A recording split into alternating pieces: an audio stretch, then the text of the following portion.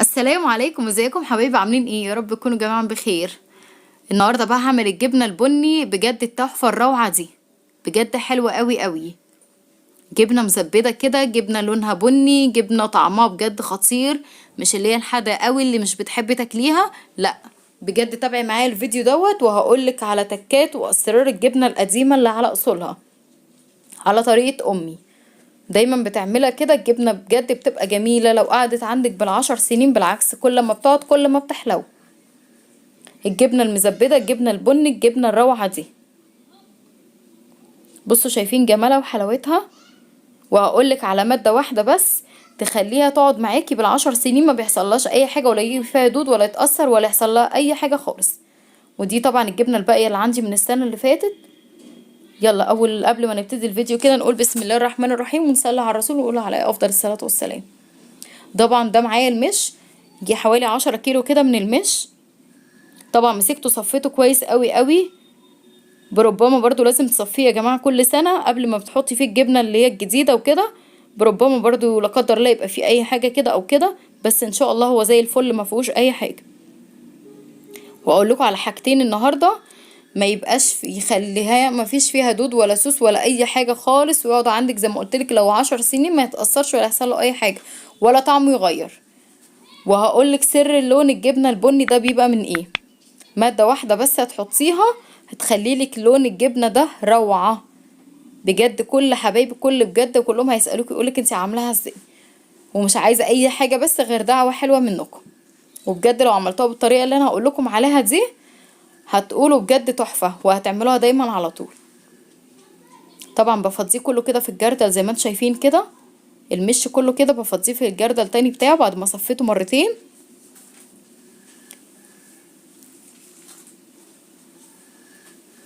طبعا ده عسل، انا جايبه كيلو ونص عسل عشان المش زي ما قلت لكم كتير 10 كيلو مش، وطبعا قديم جدا فاللي هو حادق قوي قوي قوي. فطبعا كل سنه قبل ما بتحطي الجبنه القديمه اعملي حركه العسل دي. بجد الحركه دي بتخلي لك المش مش طعمه اللي هو حادق قوي بقى اللي هو ما تقيش تاكليه، لا بتخلي لك الجبنه كده مسكره وطعمها حلو، يعني اللي هي حاجه كده تحبي تاكليها.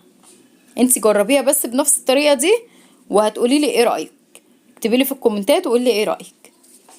بصوا هحط باقي العسل، طيب هحط باقي العسل كده عليها. وده طبعا تكمله الفيديو التاني. زي ما قلت لكم انا هعمل لكم فيديوهين وكده وهحط لكم اللينك بتاعه في صندوق الوصف. طبعا بقلبه كويس كده. لازم طبعا بتقلبي العسل كويس قوي قوي لان العسل طبعا زي ما انتم عارفين بيبقى تقيل وكده فبيبقى متراصب تحت. فطبعا بتقلبي تفضلي تقلبي جامد جامد. وفي مادة تانية هتحطيها برضو هتخلي لك لون الجبنة والمش ده مكرمل كراميل كراميل بقى.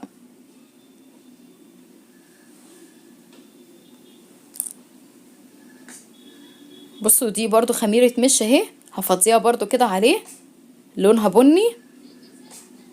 بصوا هو لون العسل لون المش اصلا من العسل بقى بني جدا. ولسه زي ما قلت لكم المادة التانية هقول لكم عليها دلوقتي، تابعوا بس معايا الفيديو. ما تنسوش تحطوا لايك للفيديو، واللي لسه مشتركش في القناة يشترك ويفعل زر الجرس عشان يوصلوا مني كل جديد. بصوا بقى دي المادة التانية اهي اللون البني اللي هي الالوان الصحية دي. دي بقى المادة اللي انا بقول لكم عليها اللي هتخلي لك لون المش اللي هو المكرمل، اللي هو لون الجبنة الشوكولاتة دي اللي هي البني. بجد الجبنة دي بتبقى من اغلى انواع الجبنة واحلى انواع الجبنة، اللون الجبنة اللي هي البني دي. لو جربتيها بجد بنفس الطريقة دي مش هتبطلي ابدا تعمليها. بصوا لونها طبعا كل ما بضيف شوية من اللون البني لان اللون طبعا مركز، كل ما بضيفه كده بص بتدي معايا اللون زي تحفة. ايه رأيكم؟ بجد تستاهل منكم احلى لايك. واحنا طبعا في موسم الجبنة دلوقتي وموسم الخزين وكده. الخزين دوت بيبقى من شهر واحد اللي هو شهر طوبة لحد شهر تقريبا نص اتنين كده او تلاتة، ده شهر الخزين. فبجد اعملوها بجد هتعجبكم جدا جدا وهتقعد عندك من السنة للسنة وممكن تقعد اكتر. بالعكس كل ما بتقعد كل ما بتحلو. طبعا بقلبها كويس كده عشان اللون طبعا كله ياخد ويدي مع بعضه. بصوا لونها بقى لون الشوكولاته. بصوا شايفين الجمال والحلاوه؟ ايه رايكم؟ صلوا على النبي بقى كده وقولوا ايه رايكم. بجد انا مبسوطه جدا جدا في الفيديو ده، لان انا من الناس اللي بتحب الجبنه البني دي قوي قوي قوي. وفي ناس كتير قوي سالتني بيقول انتي بتعمليها ازاي، كلوها عندي كتير وقالوا لي انتي بتعمليها ازاي. فبجد دي طريقه امي بتعملها لي، يا رب يخليها ليا يا رب. بص طبعا بدوبها كويس كده، بدوب اللون كويس قوي قوي كده في قلب بعضه.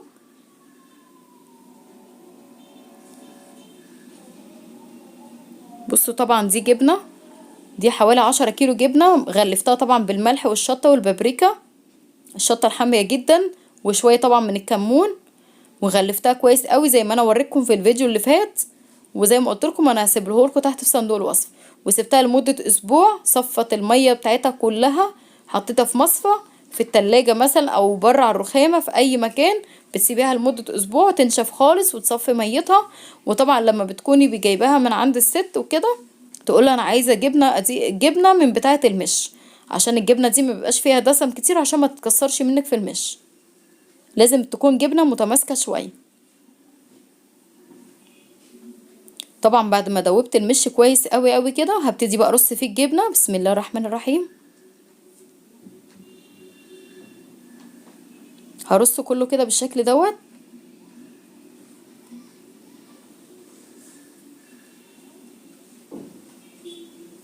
اهو شايفين لونها؟ طبعا اللون ده كله هيخش بقى في قلب الجبنه كده، يخليها من جوه اللون البني التحفه زي ما انا وريكم في الاول الفيديو. اهو بصوا شايفين الجمال والحلاوه؟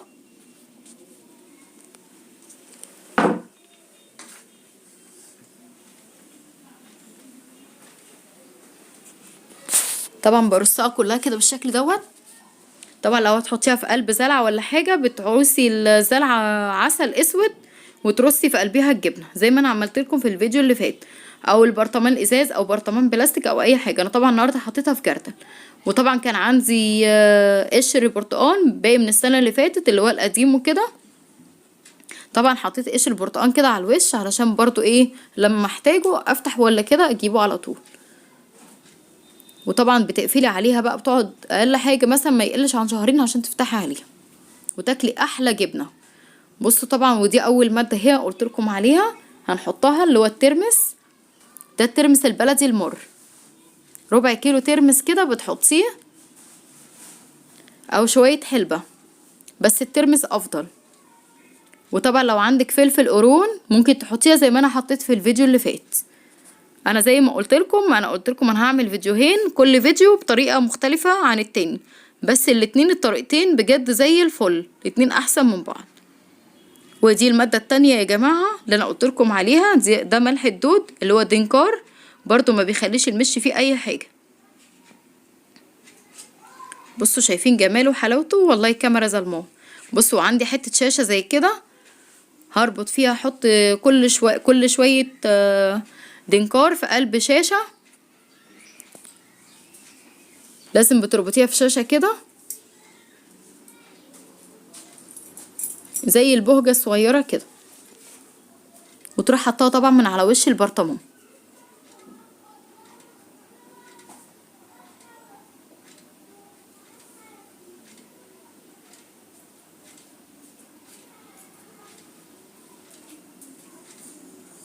اهو يا حبايبي بصوا طبعا رصيتها كلها وحطيت الدنكار عليها وكله تمام التمام زي الفل. طبعا بصوا ده البرطمان الصغير برضو عملته اهو، طبعا برضو مليته وحطيت له برضو شويه برضو من الترمس. هبتدي بقى اقفله كويس قوي كده.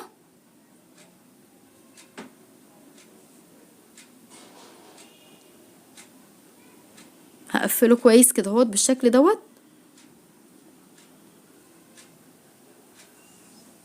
طبعا بتهزي البرطمان كده، بتهزي البرطمان او الزلع او الجردل اللي انت حاطه فيه علشان تحسي ان الجبنه كلها تشرب من المش وكده كويس، عشان تبقى طريه معاكي ومزبده زي الزبده. وان شاء الله يعني بالكتير او شهر او شهرين تفتحي عليها وتاكلي جبنه مزبده زبده مش جبنه قديمه. اللون البني الكراميل اللي بقى ده مع الزبده هتبقى زبده زبده يعني. بصوا لونها، بصوا لون الجردل. طبعا الاضاءه عندي مش حلوه بس بصوا لونها بجد حلوه جدا جدا جدا. هلفف لكم البرطمان كده، وزي ما قلت لكم كل ما بتقعد كل ما بتحلو.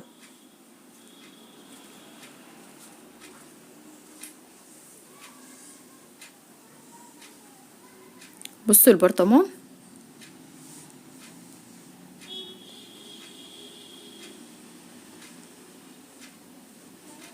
هو يتكلم عن نفسه بجد، ريحته وطعمه خرافة، حلوة قوي قوي جدا. شايفين جماله وحلاوته؟ انا بعشق الجبنة القديمة دي. وطبعا جبنة زي ما قلت لكم بتاكلوها بتبقى زبدة، مش جبنة بس قديمة اللي هي مش حادة قوي تقعدي تاكلي فيها، تاكليها ان شاء الله تاكليها كده حاف من غير عيش ومن غير اي حاجة، اللي هي بتاكلي جبنة طعمها مسكر وطعمها حلو قوي. يا رب النهارده يا حبايبي الفيديو بتاعي النهارده يكون سهل وبسيط عليكم. لو عجبكم الفيديو اعملوا لي لايك وشير وسبسكرايب للقناة. بحبكم في الله، مع الف سلامة.